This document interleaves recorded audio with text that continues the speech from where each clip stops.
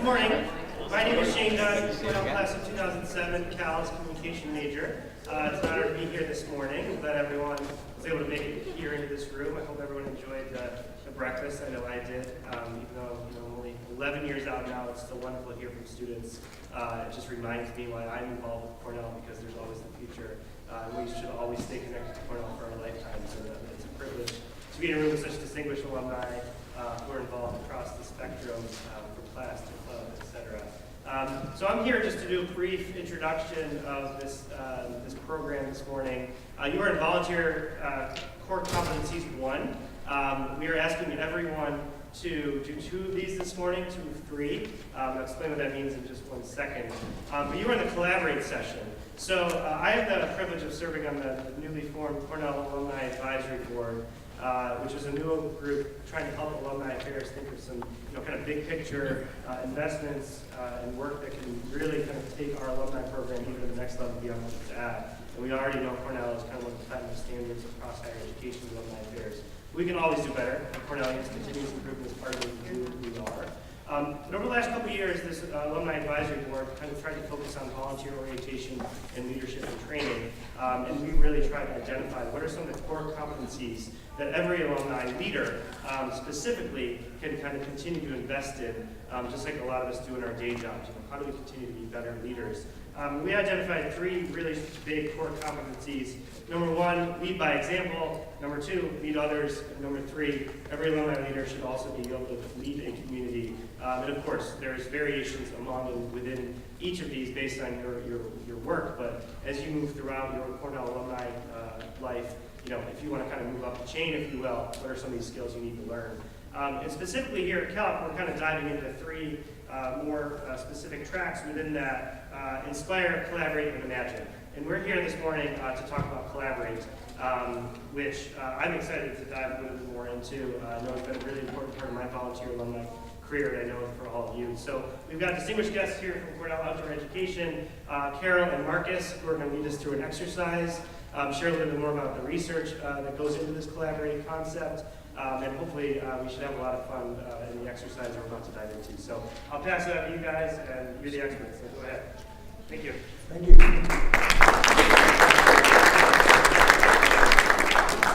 Good morning. My name is Karel Hilversum.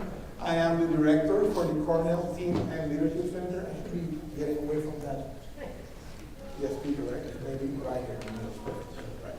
So I am the director for the Cornell Team and Leadership Center. I've been with CTLC for 2 years now. I'm originally from Puerto Rico, now via Ithaca, so I'm an official Itha Rican. Getting used to the nice weather, beautiful winter that we have. White snow.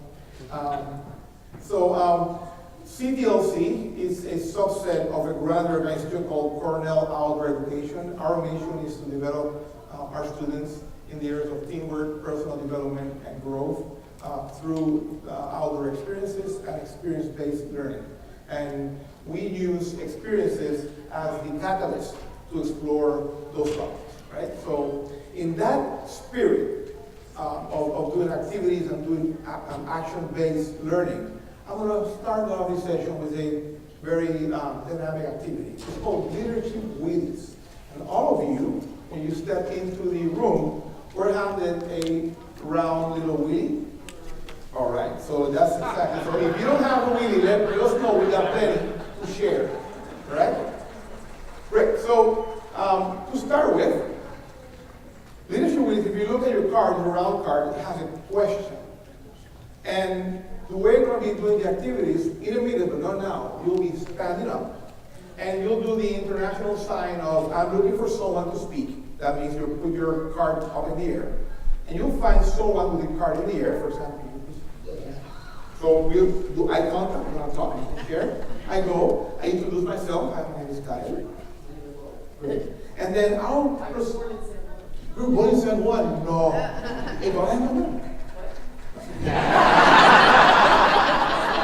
Army base, Buchanan?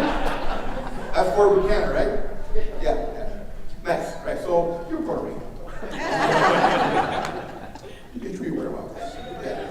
All right. Anyway, so once once we introduce ourselves and get things like this, across, you look at your card and there's a question, and I'm going to ask the question that's in my card to Laura, and she'll respond with her answer, and then she'll go ahead and ask me her question, and I will respond. And after that interaction has come through, very important, we'll switch cards. So I end up with her card. We do a high five, very important. And then we move on and raise her card again and find someone else to talk with. And so it will look like a big anthill. Everybody mingling around, interacting with each other, asking leadership questions of each other. Sounds good? Any questions? Right, so how about we stand up? And I encourage you to walk across the room. Don't stick to your table. Just go everywhere. Right? And just lift your hand up, raise your card, and go ahead and find someone to talk with. Hi, this is Lindseth. So nice to meet you. Lauren, do you want to start with your question? I am. How are you? And you're also in New York? Nice. Oh, I'm from Buffalo. Yeah. Oh, yes, I do know Vernonia. I'm from Orchard Park. Okay. Yeah. Awesome. Yeah, I do. Unfortunately, do not live there now. Okay. Yeah. Well, I lived in New York right after I graduated as well, and actually stayed away for about 20 years, but I just moved back not that long ago. Yeah. I'm a human resources consultant. Yeah. So I do 86, so. Okay, roughly the same thing. Cool. So, what is your degree? You're an engineer, obviously. Yeah, I've never done what most people consider practical engineering. I ended up initially doing a acquisition for AT&T, had the merged acquisition, the client. So, anyway. Yeah, no, that makes sense. And that's a great idea because we have a reunion year. And so, trying to think of some ideas on how to. So, how do you foster and express creativity?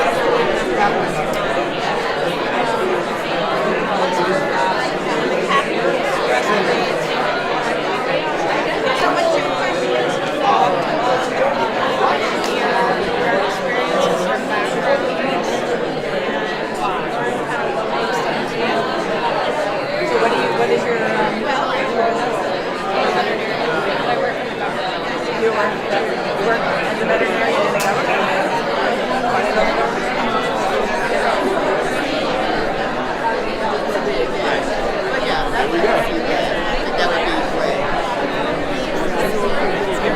Go up to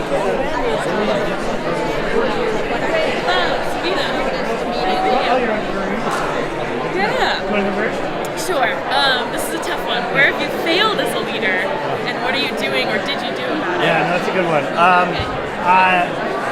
Succession planning is really hard. I've run a couple boards, class council, local club, lots of others, and I've identified great talent very quickly. I kind of think succeed either me or other roles, but getting that to actually work really well, and actually feel like people are investing in continuing for the term or the skills to really be effective. That I think I could share. I don't think I've done as well as a leader. So I'm always trying to do that better. But I've done some reflection in that area of growth. It's also really hard to do. So I think naming that is really important. Yeah, that's true. Yeah. So what about you? It is. Real challenge. Yeah. It makes me think of class council too when we realized that our council was so small at first. It was hard to get anything done. And so we increased it, we tried to create more positions, got the council to be 50 people just in a year, but then it's an investment probably are you coming just to get your box off, or do you care what you're doing?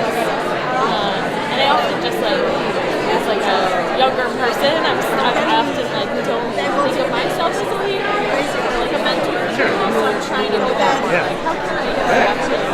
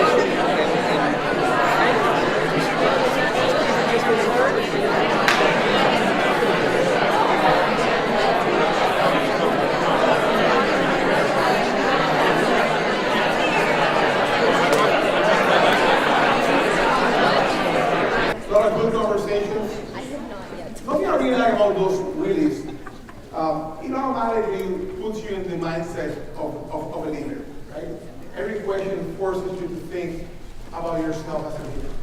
It's pretty amazing how we can do that instantly, right? So leadership is about choice. It's about choosing to stand up to the moment and take care, right? So any conversation that was happening at the small group level, the one-to-one level, that you think is worthwhile bringing back to the big group?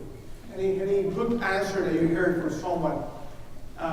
Any thought-provoking question that you really liked? If you want to, or here, you know. I could probably just stand up and shout. The last question that I had, which I thought was really interesting, was how does your self-image affect your ability to be a leader? And I thought that that was really sort of an important introspective question that people should ask themselves before they engage in leadership activities. Wonderful. Thank you so much. Anyone else? Yes. One of the questions that got handed to me and handed on was, what did I fail at? What was I doing or planning to do to change that? That's incredible. Yeah. So, you know, we've had a very long conversation, Ryan Lombardi, our team of leadership development staff on campus. We're having this long conversation on how do we teach our students to fail forward. You know, how to learn from failure as much as from success. You know, and after having the students having a long history of being very successful, and then slowly arriving to Cornell and figuring that is very hard at Cornell, and you'll fail a lot. And that's the most important learning probably that you'll have. Yeah, right? Yeah, they're there for it, you know, and because life is made of failures and mistakes. You know, that's what evolution is, that's what life is, right? And then go last for us. So thanks a lot for that comment. Anybody else wants to share any questions, any response that you really like? Yeah. Just one thing that I picked up that was just always a great reminder is mentoring new people that come into the team. One of the folks I was talking to passed that on to me. Mentoring those new people that join the team. Excellent. Okay. Thanks a lot. All right, so when we were asked to come here and share with you for an hour on the topic of collaboration, collaboration is a very big topic. We can spend a whole day, 2 days, lecturing on and learning on collaboration. But we thought, how can we cram up as much good content in 1 hour? And we, at CDLC, we practice the scholar practitioner model. So we are good scholars, we are Ivy, we research, we review the literature, but we also do a lot of practical, hands-on actions related to those theories. Because there's nothing more practical than a good theory, right? It is, it's true. One supports the other. So right now, I just want to share with you a model that we framed it in the same framework that CALC is running this year, know, feel, and do realms. And in each realm, we identify personal practices, research-based. These are practices that organizations, corporations, teams are actually implementing day to day in order to have high-performing teams in their organizations, all the way from Google to sports teams to NASA to which is from research for inmates, right? So we the whole spectrum, and we have these 8 practices. You'll notice each practice is written at the personal level. You know, for example, I need to be open, I need to foster, I need to create, and it's intentional. The reason being is that our research says that working together is basically an individual endeavor. A lot of individuals come together to form a team, right? But it is the responsibility of each individual to assume their role as a good team player in that group in order to achieve higher results. So when you look at this, we like to see it from the lens of the individual contributor group team. Okay? So I like to have a conversation more than a lecture. So I would love to have this come down to the group, and we're able to have a conversation and a dialogue in your tables about the 8 practices, and then hopefully bringing those conversations back to the big group. So before we do that, I'm noticing that there's some tables with only 2 people, some tables with 4 people. I'm going to ask you to do a quick shuffle, and we need to have tables with no less than 5 people in them. Hopefully, you'll have a variety of years in your table, so you're able to be with people from different classes. All your classes. Yeah. So you can meet other people in CALC. I know you're very bonding in your class. I know that, but I'm trying to have some cross-generation learning, right? So how about if we stand up, shuffle around quickly, and find a table that has at least 5 people. You can have more than 5, or minimum 5.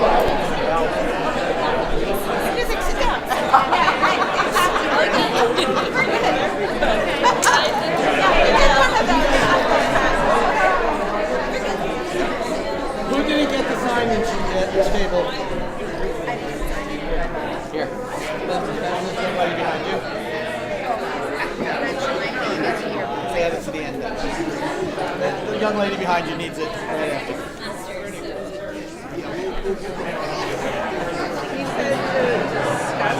All right,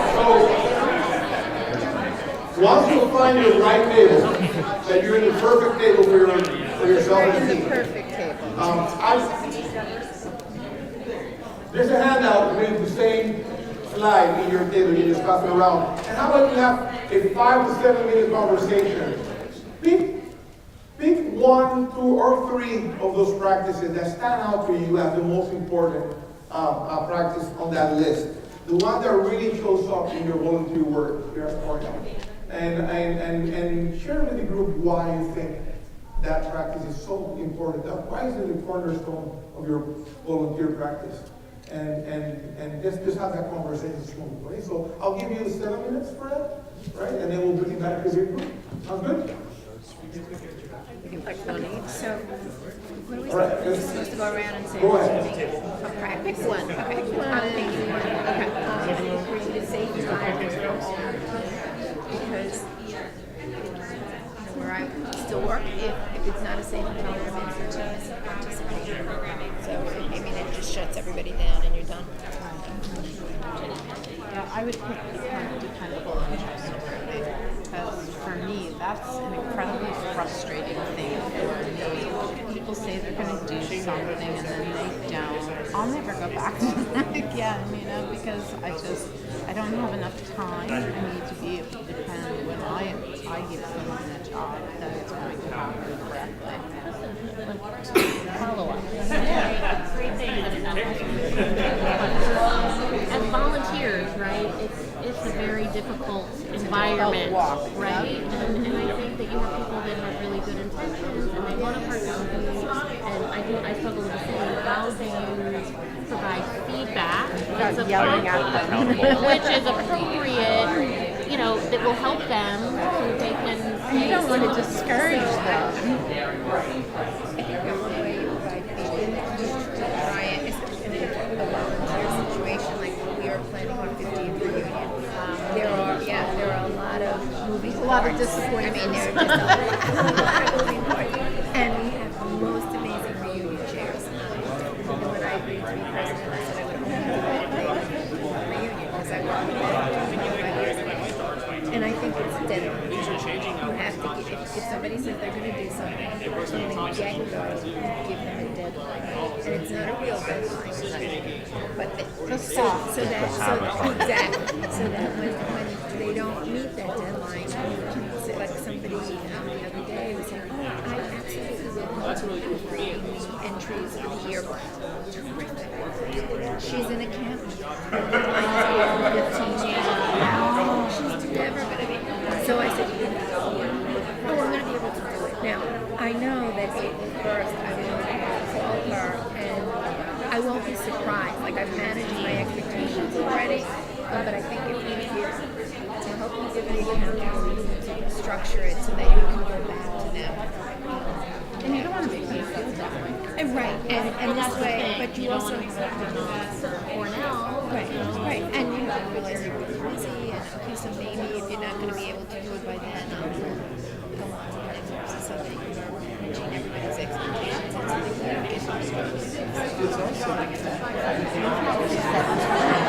I'm a class of 91. We have a very large class that goes to reunions. Let's break all the records. I know. I'm the sixth, so I'm with you guys. And we have a small class for the veterans. But I know you're. Yeah, we always, because I'm 95, so we're always looking at the 90s, I know. Just taking back on her ideas, like what we found was successful. We also have a buddy system to make 2 people in charge of a task, so they each hold each other accountable. If someone has a deadline, maybe their partner can pick it up, and they switch off. We have 3 more minutes. 3 more minutes.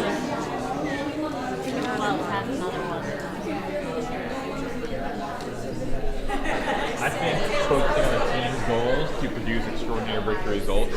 I'm the president of our Cornell club, and so I think as the leadership, I'm kind of in the role that I need to help drive how everyone else thinks about it and what everyone else is focused on. So I feel a pretty big responsibility to make sure that I am focused on what those goals are and communicating that to my team, so we are all aligned. I'm on his team, and who does that actually? Where's Still Lehigh Valley.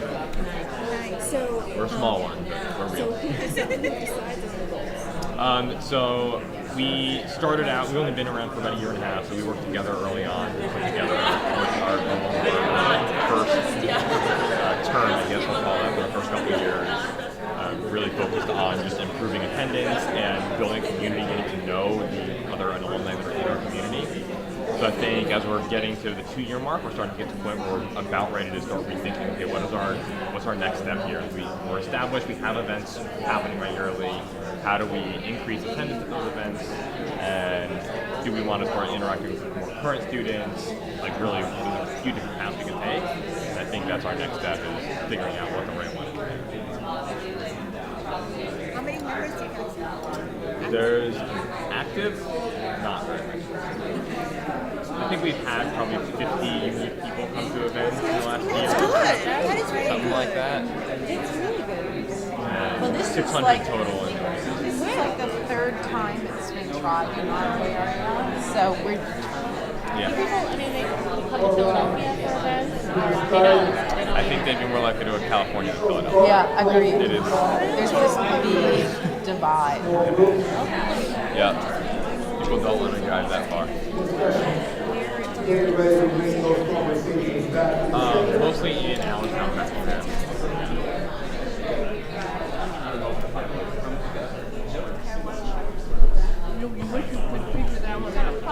All you have to do is describe it all. Well, it's what I've found, in terms of the squeaky wheel kind of person. There's a saying that the nail that sticks out gets hammered in. And I've seen that kind of dynamic happening, to the extent that there has been one person who has tried to be a little more consistent than the others. It's been very interesting because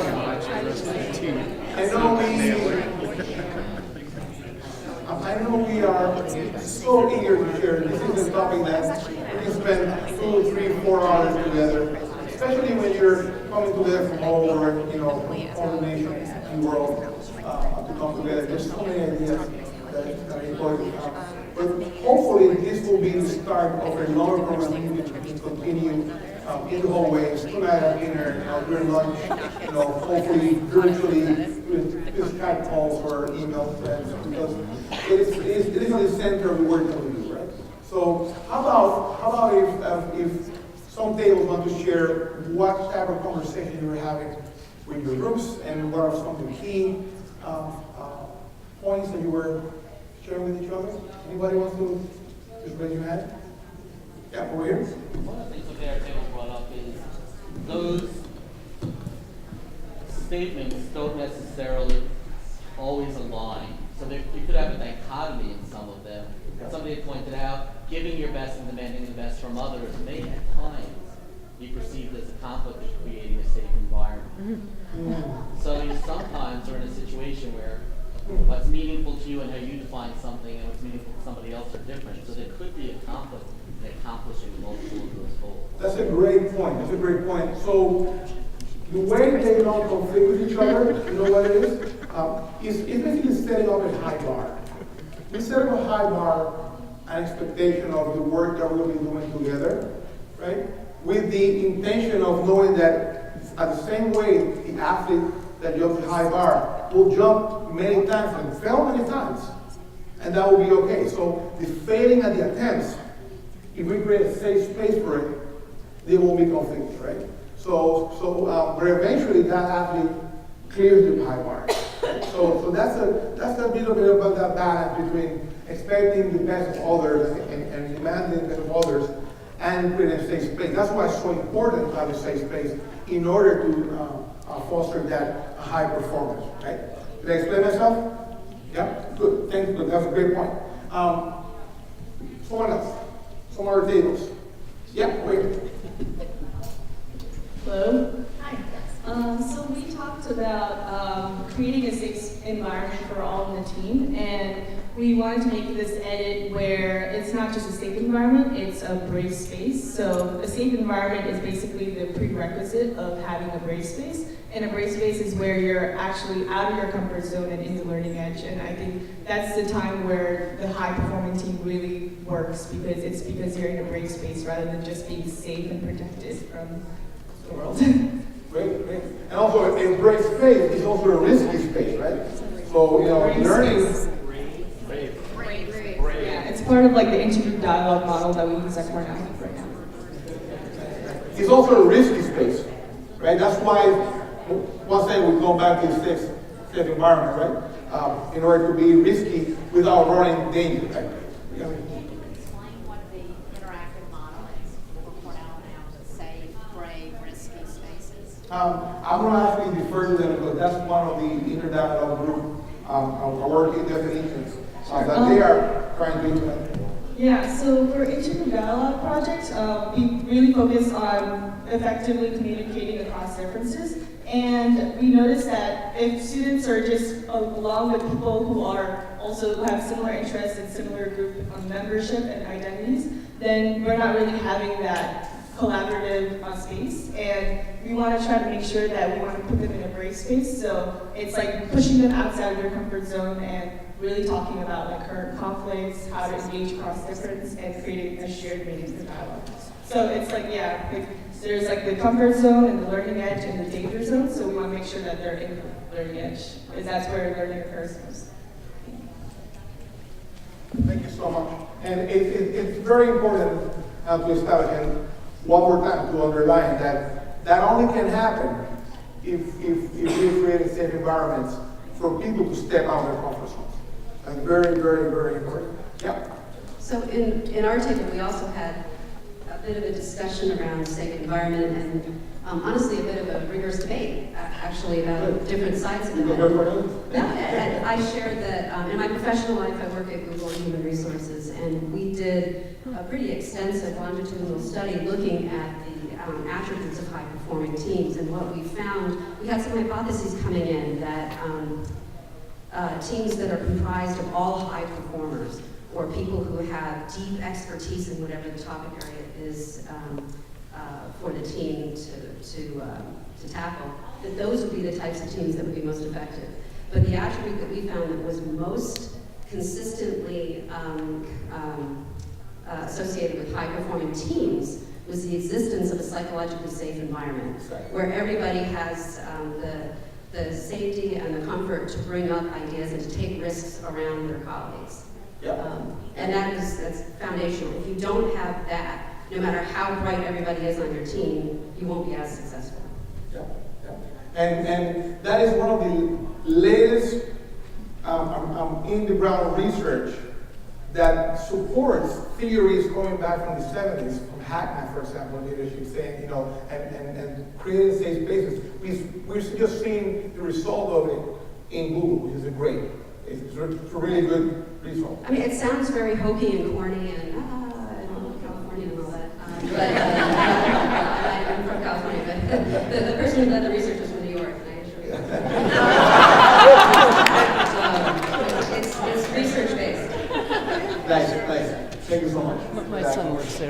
Yes, over here, and we'll be moving to the next activity. So after. No, sorry, I just had a quick question. I was curious about what the other side of that debate was at that table.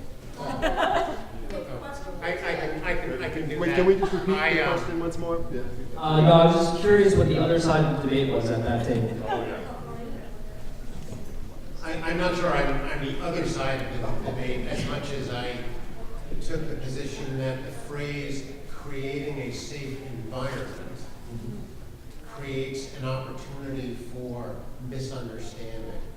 Safety is not the same as being comfortable. To put that in very concrete terms, and I'm a retired partner in a law firm, and I would say two things to people coming in. First, whatever you are working on, whatever it is, you are the world's leading expert on that particular fact situation. So you need to, if you think there is an issue, you need to bring it to a more senior attorney's attention and talk it through. That's what I would call Rick Ely's speech 1.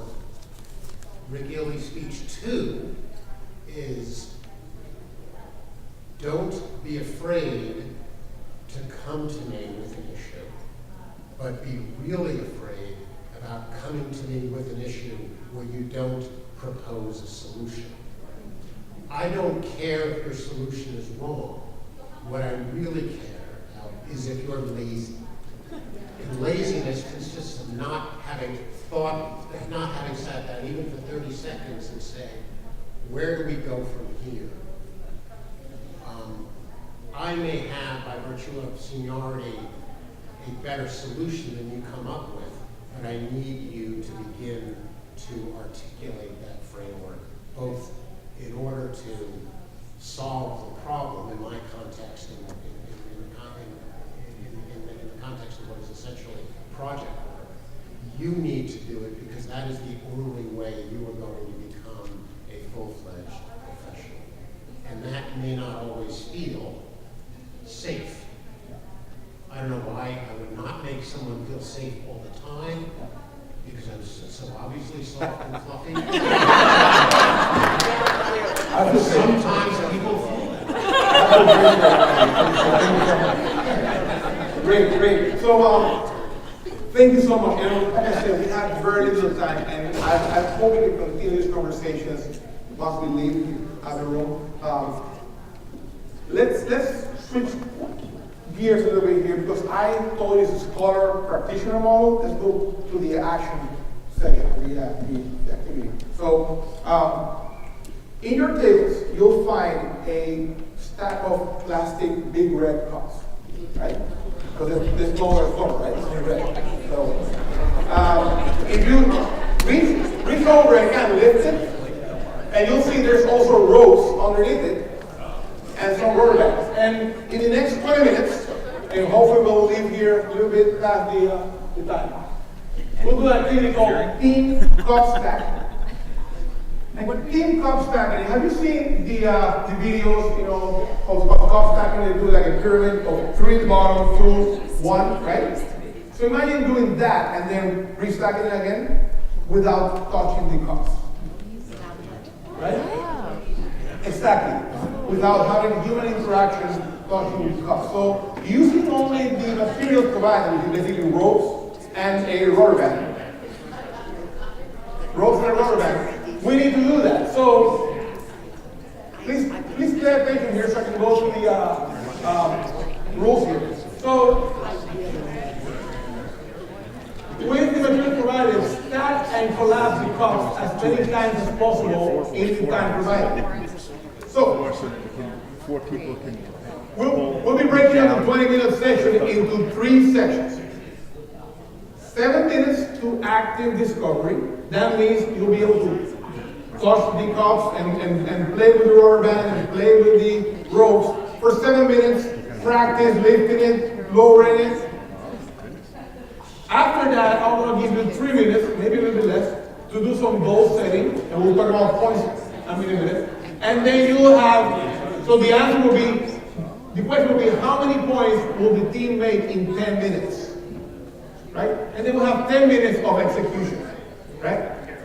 And let me, yeah, so,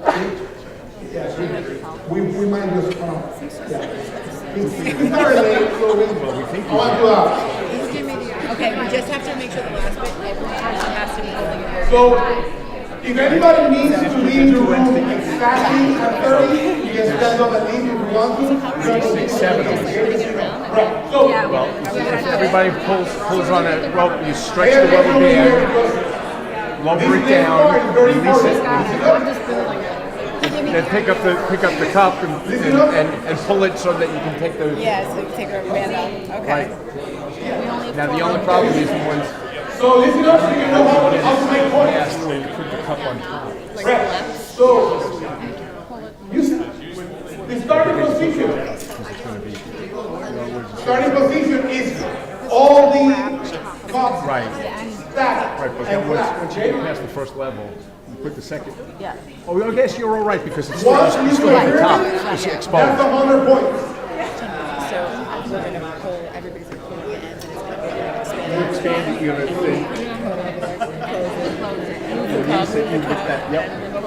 All right, so how to make points? Delicate. You start in a class manner, then you work up into a pyramid. If you do a pyramid, that's 100 points. If you collapse it back again, it's 100 points. If you do another pyramid, it's 100 points. If you collapse, it's 100 points. All right? So I'm going to give you 5 minutes. 5 minutes to think it. Go ahead. Anyway. Remember, you also have a rubber band with you.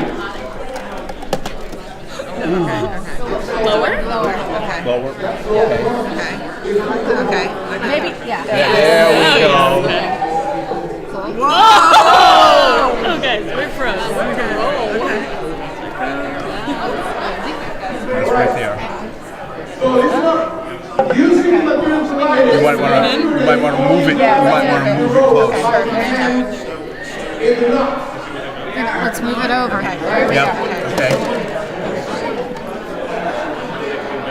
Move that closer.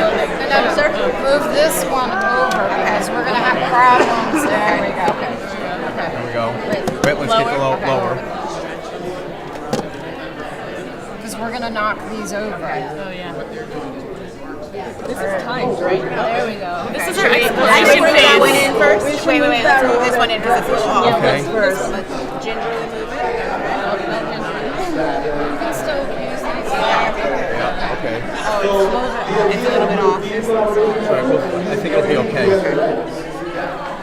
Down, lower. Okay. Now let go. Let go. Okay. It's coming. Let's get down lower again. Okay. There we go. Okay. We can use this to move it over.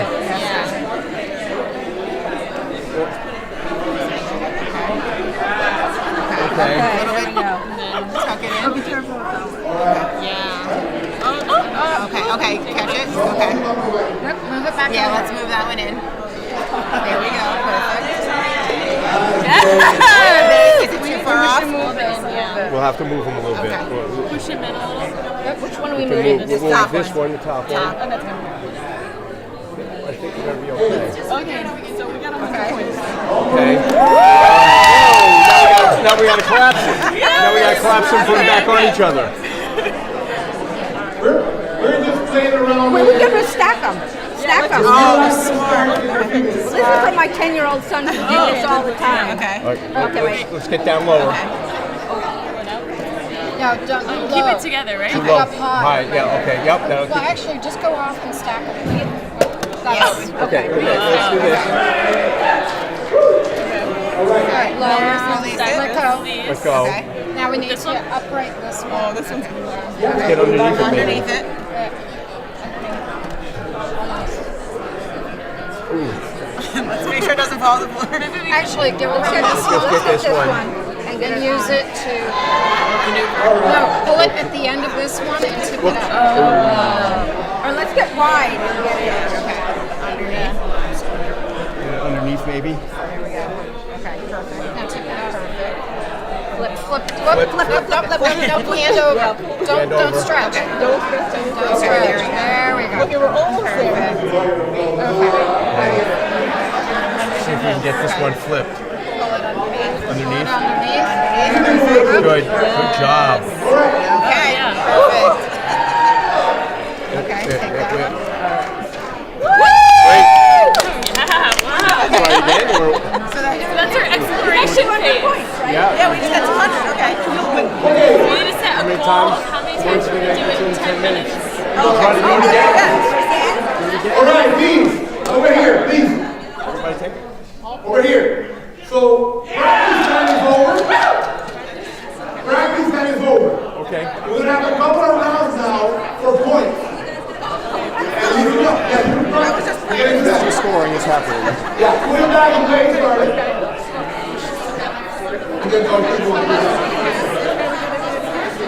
Let's put it back the way it was. Alright? No more practice, there's no different points. There we go. You want to take this side?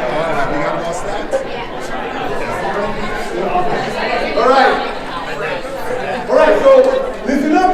We need to make sure everybody starts with the cups all stacked up in We're on camera doing that too. Go back to the starting position. Put it back in the starting position. Everybody, Sweating's got Yeah, no. I'm going to say up there. I'm sweating. Yeah. When I close it. remember this. Go. Cornell Tension is so 100 points. 100 points if you're able to do a pyramid. 100 points if you're able to de-stack it and put it back in the glass column with all these hands, right? 100 points and then you keep doing it. So every time you put it up, it's 100 points. Every time you put it down, it's 100 points. Okay? So I'm going to give you 5 more minutes. Starting. How many points guys are we going to get for? Yeah. I like that. Ready? It's a great goal. Go. It's a lot. 5 minutes is a long time. To be efficient. Not Don't too need to like rush. crazy. Don't need to rush. Yeah. Maybe we can move the pile further from 1 second. Let's hold it up. Oh. Okay, that's okay. So you guys. Give it a second to move this one over. There we go. Good job. You're okay, you're okay. Yeah. Here, I'm going to help with the flip. Okay, let's do the next one while you do it. Yeah, good idea. Good job.